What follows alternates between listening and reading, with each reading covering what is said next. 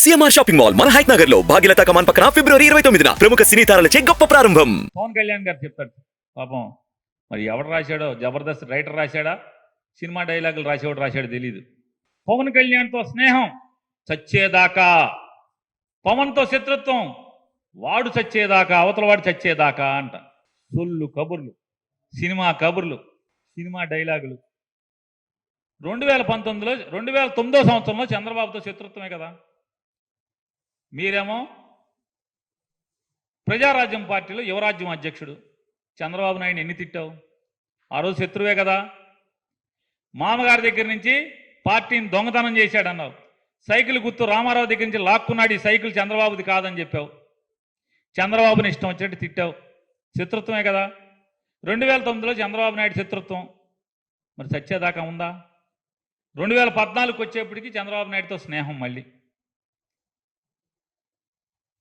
మరి 2014లో చంద్రబాబుతో స్నేహం మరి ఎవరు చచ్చేంత వరకు ఉండాలిగా. మరి 2019 వచ్చేప్పటికి మళ్ళీ శత్రుత్వం ఏంటి? స్నేహం పోయి శత్రుత్వం వచ్చిందేంటి?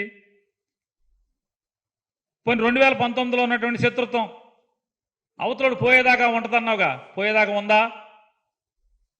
లేదుగా. మళ్ళీ 24కి వచ్చేప్పటికి చంద్రబాబు నాయుడుతో స్నేహం కదా. మరి నీ మాటకు అర్థం ఉందా? నీ సొల్లు కబుర్లకి అర్థం ఉందా చెప్పు. పవన్ కళ్యాణ్తో స్నేహం చచ్చేదాకా అంటే పవన్ కళ్యాణ్ చచ్చేదాకా, పవన్ కళ్యాణ్తో శత్రుత్వం అవతల వాడు చచ్చేదాకా. ఇదేంటిది? ఇదేంటిది అంటున్నా. 2014తో మోడీతో స్నేహం, నరేంద్ర మోడీతో స్నేహం.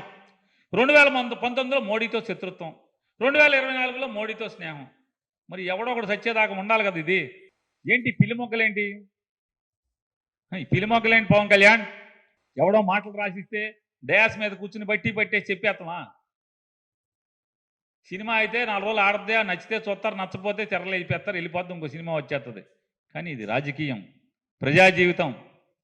ప్రశ్నిస్తారు, నిలదీస్తారు, ఫినాయిల్ పెట్టి కడుగుతారు.